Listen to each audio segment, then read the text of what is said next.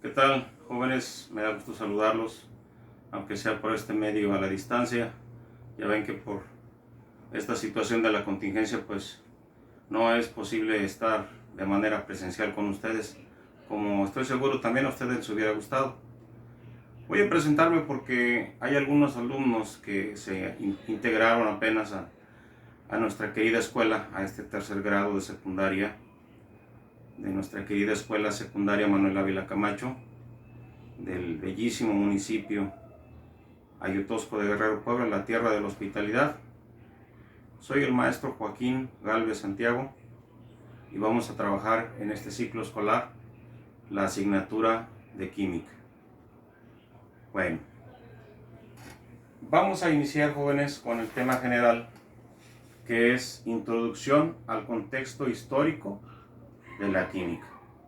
Vamos a conocer a la química, cómo nació, cómo se desarrolló y cómo está en todo su potencial como ciencia. Obviamente, para esto, pues vamos a manejar un aprendizaje esperado.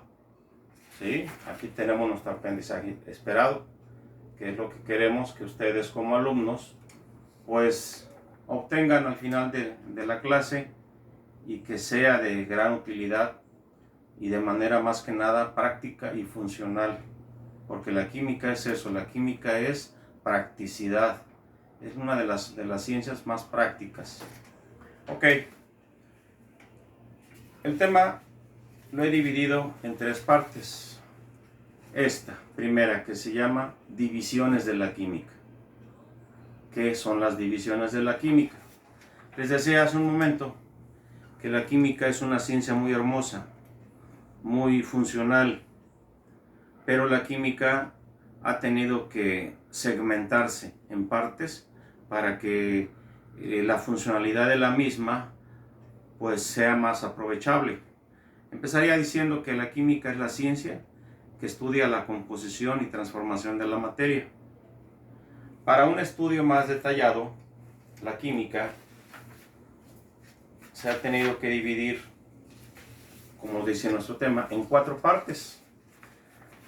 La primera parte sería la química general, luego tendríamos a la química descriptiva, después la química analítica y finalmente la química aplicada.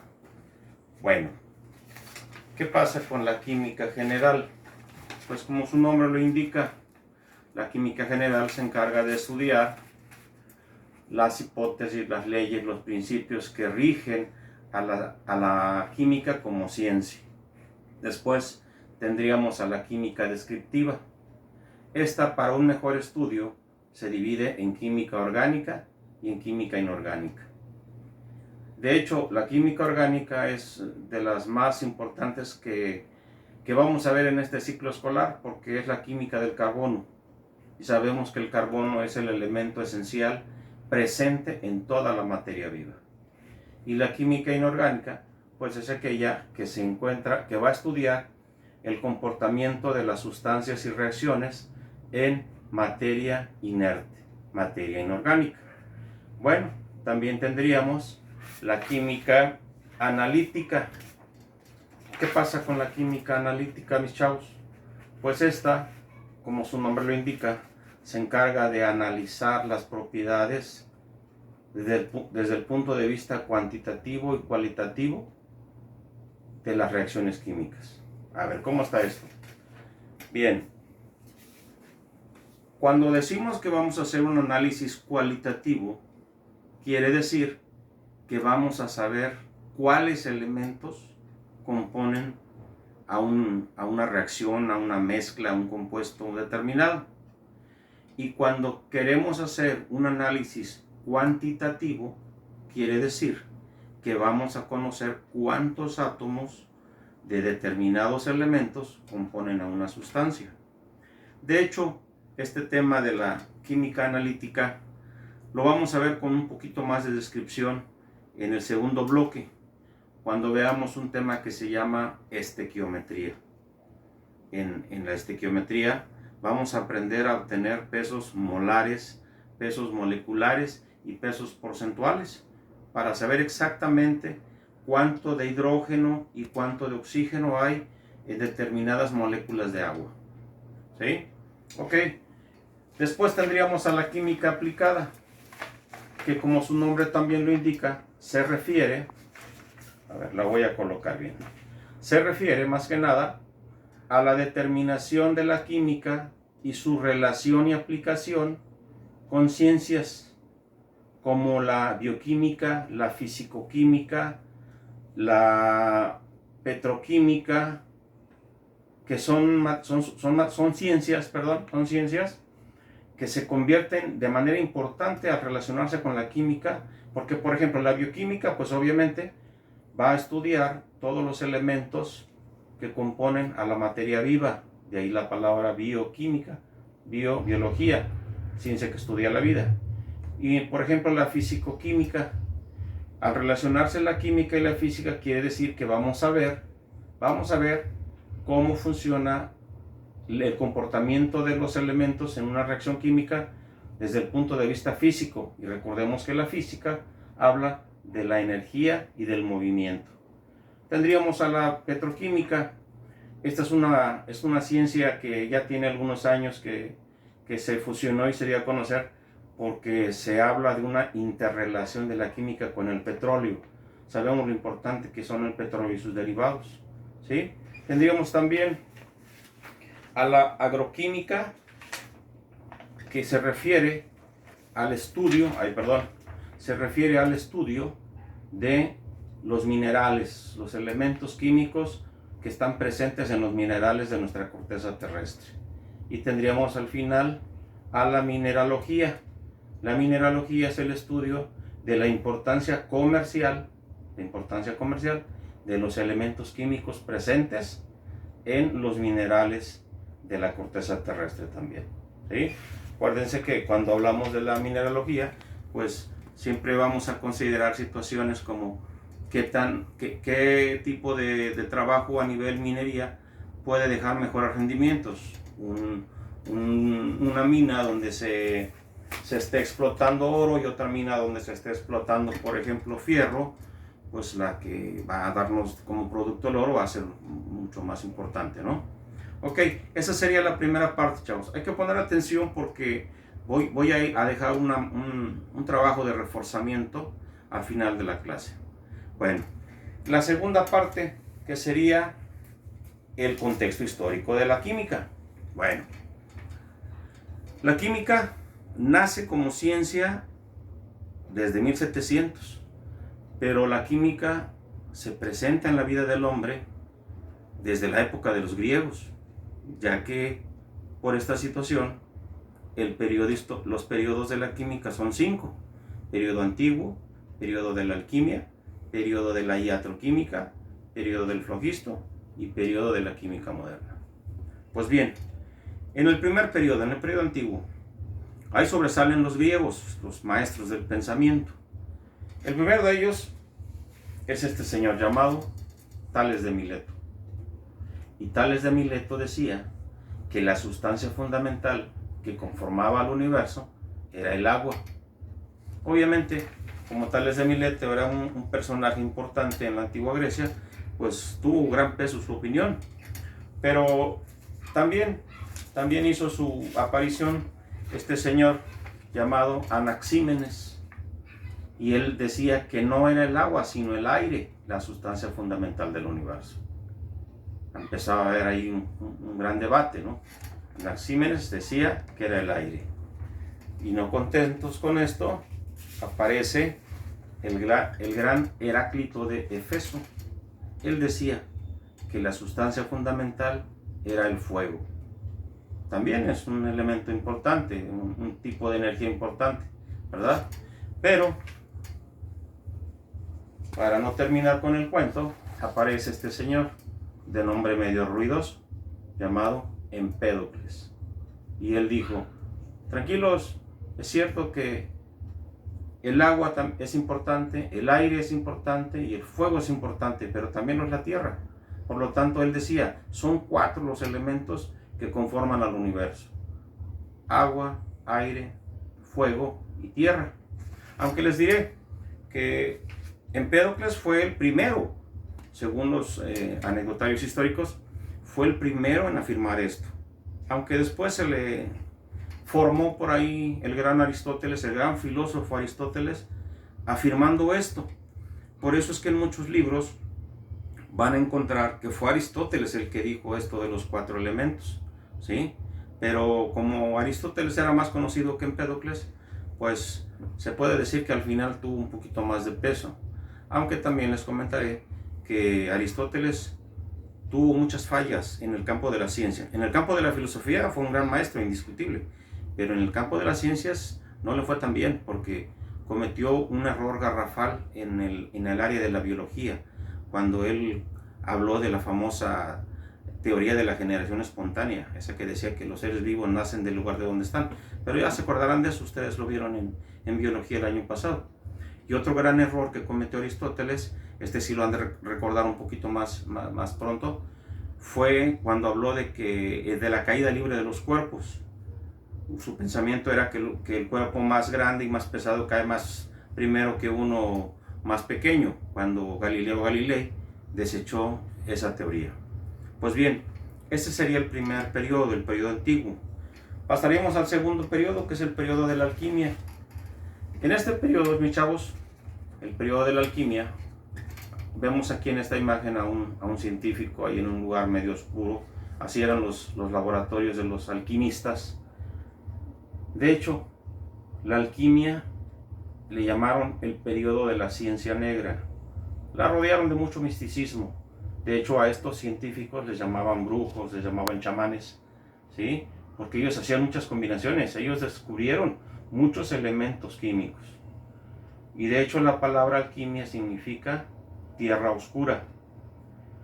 Este periodo de la alquimia, jóvenes, les va a parecer interesante porque aquí aparece un tema muy bonito y que lo van a relacionar con un personaje de una película. Aquí aparece la versión de la piedra filosofal. Ya se acordaron, ¿verdad? De Harry Potter, ese libro escrito por la novelista J.K. Rowling. Bueno, ¿y qué es o qué era la piedra filosofal? Estoy seguro que si estuvieran frente a mí me estarían dando muchas versiones muy bonitas, ¿sí? Pues bien, la piedra filosofal es una sustancia que podía transformar cualquier metal en oro y que incluso podía proveer la juventud y la vida eterna, la piedra filosofal. Se dice de algunos científicos que tuvieron mucho peso hablando de la piedra filosofal porque se supone que la lograron inventar. El que más se le adjudica esta situación fue al conde de Saint-Germain, un científico francés adinerado. Después le siguió otro que hasta dejó una receta que se apellidaba Cagliostro. Y pues incluso hasta el gran Leonardo da Vinci dijo haber encontrado, inventado la piedra filosofal. Pero bueno, sabemos que el misticismo y la ciencia siempre han ido de la mano. Y es una de las situaciones que nos hace más llamativa la química. Este sería el segundo periodo, el periodo de la alquimia. Iríamos al tercer periodo. El tercer periodo es llamado periodo de la iatroquímica. Y aquí aparece un señor sueco llamado Paracelso. Un gran científico. Obviamente tuvo muchas situaciones científicas que lo hacen ser el personaje importante del periodo de la iatroquímica. Pero uno de los temas que yo creo que se van a acordar más fácilmente es que a Paracelso se le debe el haber puesto de manera reglamentaria las medidas de higiene en los hospitales, en las casas, en las localidades. Antes no había mucha higiene y por eso había tantas infecciones. Paracelso se dio cuenta de esto y manejó una especie de estatutos para que fueran forzosas esas medidas de higiene. Un dato chistoso del señor Paracelso, chavos, es que en realidad no se llamaba Paracelso. Su nombre verdadero era Aeriolus Philippus Theophrasto Bombasto von Geneimen Paracelso. Está un poquito largo, ¿verdad? Bueno, ustedes lo van a encontrar en los libros como Teofrasto Bombasto. aunque el porqué del Paracelso. Bueno, él tenía un maestro que se llamaba Celso, él lo admiraba mucho, y cuando él consideró que ya sabía más que su maestro, pues se le ocurrió decir, me voy a tener que autonombrar Paracelso, que significa aquel que es más que Celso, o aquel que sabe más que Celso. Los datos históricos dicen que al maestro le dio mucho gusto saber cómo lo estaba considerando el gran Paracelso, y fue su nombre de batalla. Bueno, ese sería el tercer periodo de la química, el periodo de la iatroquímica. Pasaremos al cuarto periodo, el periodo del flogisto, y allí sobresale el científico George Stahl. George Stahl decía que el flogisto era una sustancia vital, una sustancia que tienen todos los cuerpos, tanto inertes como vivos, y que cuando un cuerpo o la materia viva fallece, se desprende esa sustancia vital. Obviamente la gente empezó a manejar a esa sustancia vital como el alma, y cuando la materia inerte, la materia que no tiene vida, se quema, se rompe, se deshace, se desprendía ese famoso flogisto, esa sustancia vital. Esa teoría fue desechada por otro científico, que por eso el señor George Stahl no duró mucho su periodo de estudio, ¿sí? Y de ese señor que les estoy hablando, aquí está. Y estoy hablando del gran Antonio Lorenzo Lavoisier. Si ustedes checan, jovenazos, si ustedes checan, se van a dar cuenta que estoy presentando a Lavoisier acompañado. A los demás los presenté solitos. Lo estoy presentando con su esposa. Yo creo que los demás también tenían esposa, ¿no? No sé si van a pensar que a lo mejor Lavoisier era mandilón y la señora no lo dejaba tomarse fotos solito. No es eso. Lo que sucede, chavos, es que su esposa, a quien Lavoisier le doblaba la edad, cuando ellos contrajeron nupcias, ella tenía 14 años y él tenía 28. Pero su esposa, de nombre Marianne Poulsen, le ayudó de manera importante a Lavoisier en sus investigaciones. Se dice que ella era la que llevaba todas las anotaciones, incluso participaba en los experimentos de Lavoisier. Lavoisier es considerado como el padre de la química moderna, y de hace unos 15 años a la fecha, ya Marianne Poulsen es considerada la madre de la química moderna, ¿sí? Un dato curioso que sucedió con el gran Lavoisier es que cuando él era joven se le ocurrió trabajar para la monarquía francesa.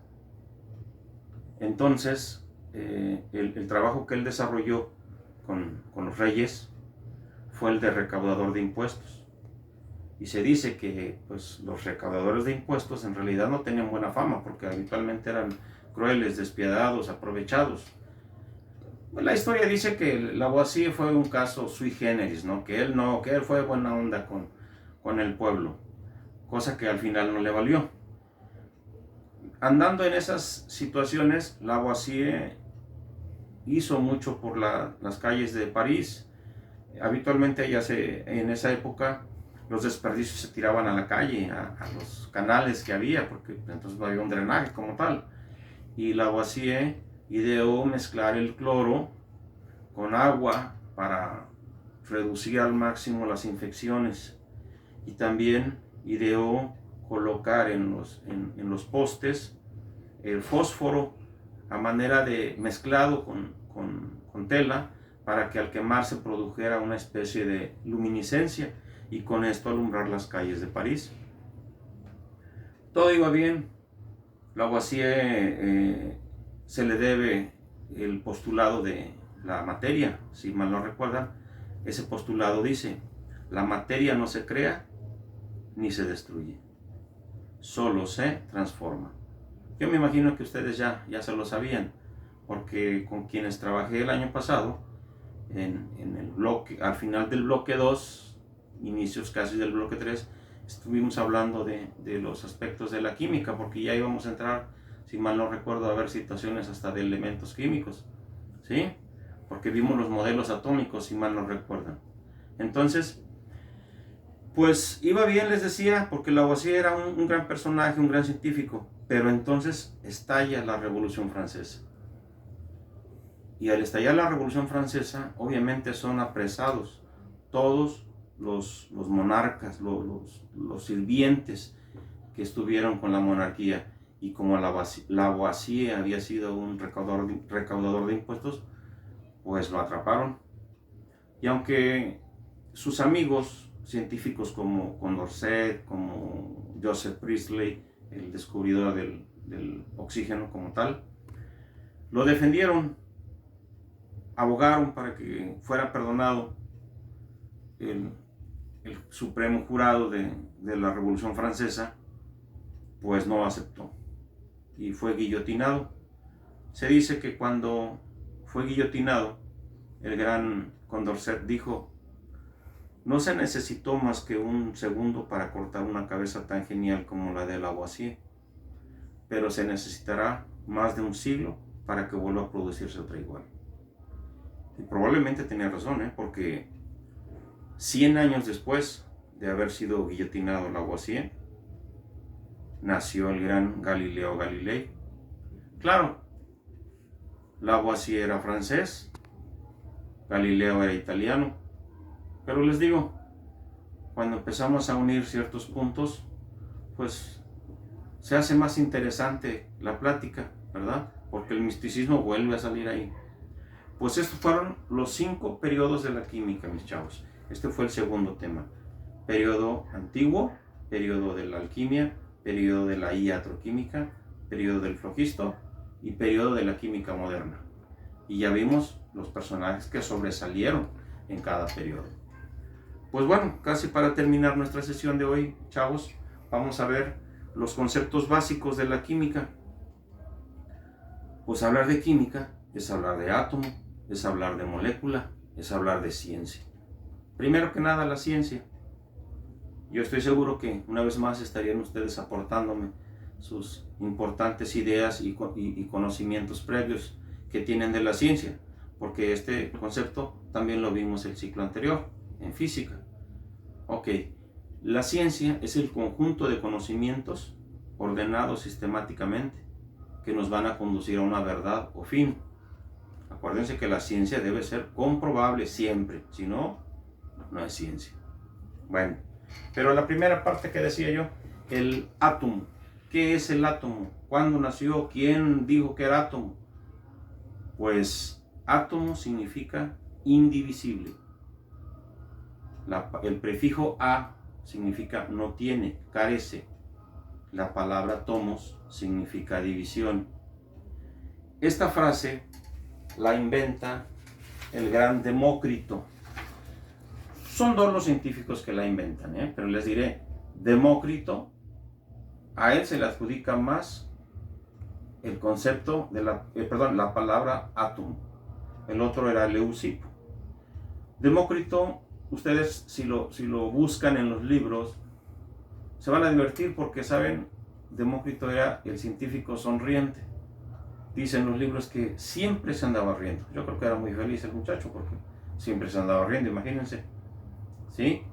Y Leucipo era más, como que más seriezón, porque era más analítico de la situación, pero a Demócrito se le deben también muchos conocimientos bases sobre la estructura de la materia, de ahí que él inventó la palabra átomo. ¿Qué es la molécula entonces? La molécula, mis chavos, es la partícula más pequeña en que se divide la materia, y el átomo es la partícula más pequeña en que se divide un elemento. Como que se parecen mucho los conceptos, ¿no? Bueno, vamos a pensar en, no sé, 10 gramos de oro. 10 gramos del elemento oro. Si yo lo puedo y logro reducirlo a la mínima porción, seguirá siendo oro, porque es un elemento, sería un átomo de oro. Mientras que la molécula, que es la partícula más pequeña en que se divide la materia, si yo dividiera al mínimo una gota de agua, entonces ya no sería agua, sería átomo de hidrógeno y átomo de oxígeno. ¿Sí? Ahí está la diferencia entre lo que es átomo y lo que es la molécula.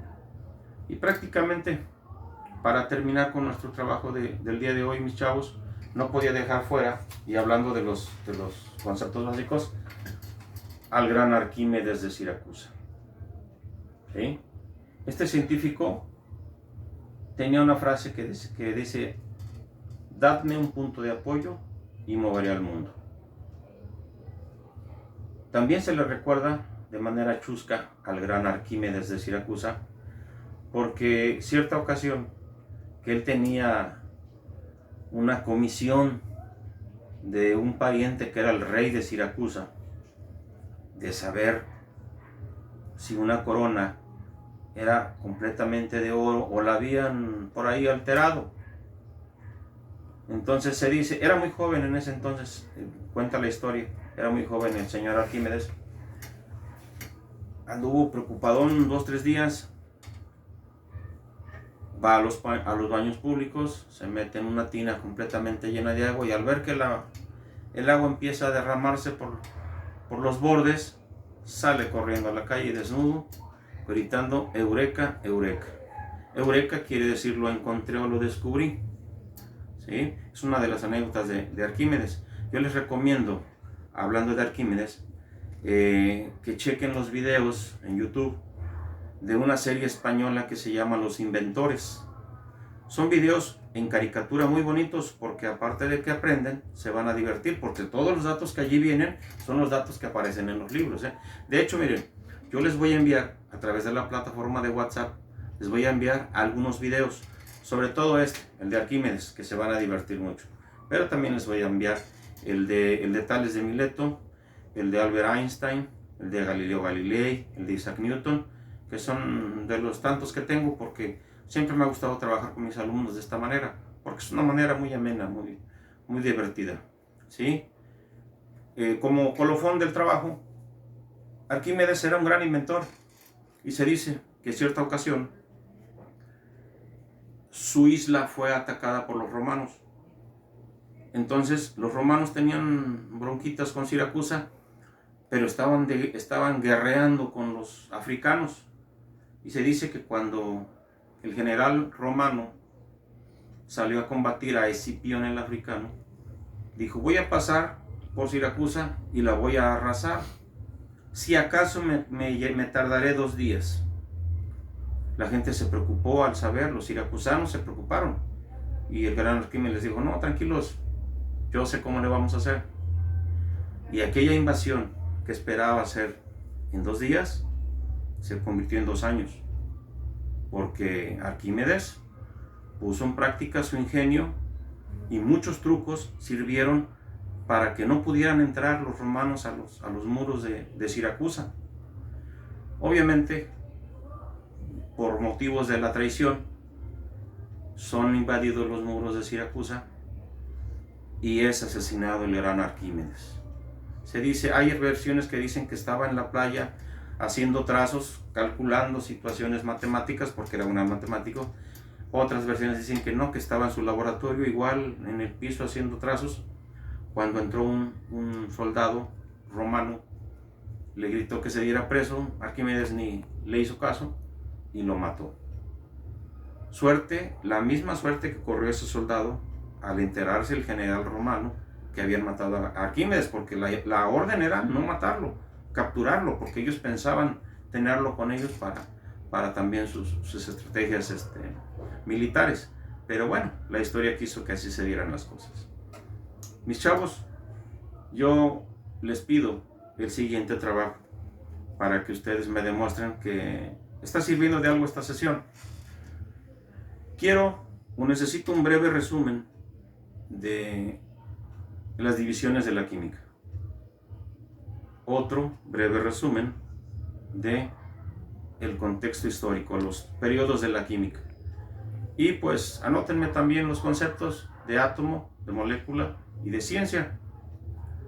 Jovenazos, la verdad es que me ha dado mucho gusto saludarlos. Ojalá pronto nos podamos encontrar de manera presencial, porque estoy seguro que va a ser más productivo nuestra clase. Y como ya saben, me despido con una frasecita que a veces me gusta expresar para que se quede por ahí de análisis para ustedes. Mis chavos, no busquen vivir como si la vida fuera un cuento de hadas. Mejor vivan sin tanto cuento. Chavos, nos vemos para la próxima.